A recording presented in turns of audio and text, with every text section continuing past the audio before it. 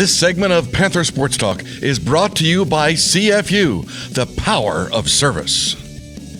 Welcome back to Panther Sports Talk. Coach, a moment ago, I had that story on Greg McDermott. He's certainly been a big part of UNI basketball. Yeah, he's obviously been huge. And just talked to Mac again the other day, and we still talk a lot about, during the season we talk a lot about our teams, how their team's doing and what we're doing. And, something that not only, obviously he played here and coached here and got this thing going again, and but he really cares about how our team this year is doing, just like he did 5 years ago and 10 years ago and 20. He really wants to know how the guys are doing, and so he instrumental is maybe the best word over the course of time as to where our program is at today.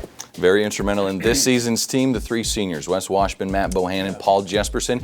You've been leaning on them a lot this year. Yeah, we've put a lot on their shoulders. There's no question, and you do that when you know guys are ready for it. The way those guys worked in the off season to get ready, the things that they do, on a daily basis to make sure that they're prepared.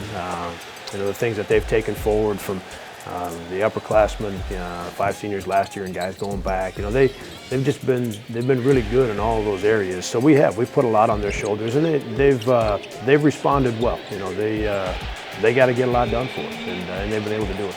To take a big step forward, it looks like this team maybe needs some more consistency out of the next wave of guys beyond those three seniors. Wyatt Lohaus, very efficient, 11 points against Southern Illinois, but you need points from him in the post and nearly every night. Yeah, there's certainly an aspect to that. Wyatt has played looked the most comfortable and confident here. Our 3 Valley games. Bennett Cook was really good against Bradley.